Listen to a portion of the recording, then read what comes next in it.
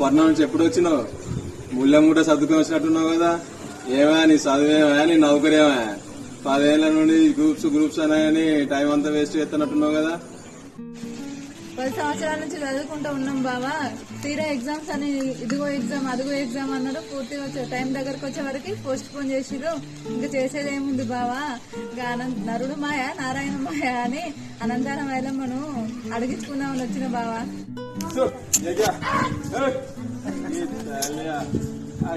నలుగురు చూడగాని అంత దొంగ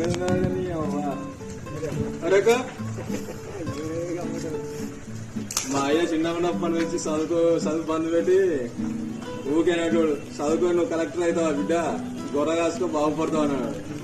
అదే గొర్రె కాసుకున్నా ఇప్పుడు నెలకు 50 నుంచి 60 దాకా సంపాదిస్తాను. నువ్వేనా మా 10 సంవత్సరాలు చదువు అంటున్నావు. కంటికి నిద్ర లేదు, ఇంటికి ఇత్తి లేదు అన్నట్టుగా టైం అంతా వేస్ట్ చేసుకుంటాను. నడివీడు వయసు వచ్చే ఏం లాభం? నాకిద్దరు పిల్లలే, వాళ్ళు ఇంతే స్కూల్ పోవాలి. గ్రూప్స్ ప్రిపేర్ అయ్యి ఎరగబెట్టి నేను లేదు కానీ 10 గోళ్ళ పాలకిత్త కాసుకొని బతుకు.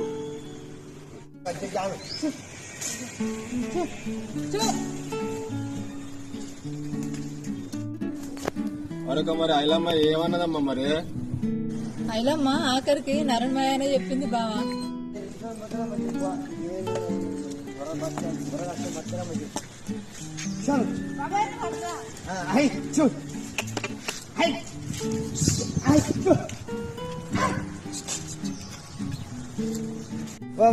మరి ఇదే ఈ పని మంచిది. గ్రూప్స్ పరీక్షలు ఎందుకు అయిపోయినా నాకు తెలుసమ్మా. లోక కళ్యాణం కోసం జిరాక్స్ సెంటర్లు, హాస్టళ్ళు, రూమ్ రెంట్లు, మళ్ళా పోతే కోచింగ్ సెంటర్లు, వీళ్ళందరినీ బతకడానికి అంతా పోస్ట్ పోన్ చేస్తుంది.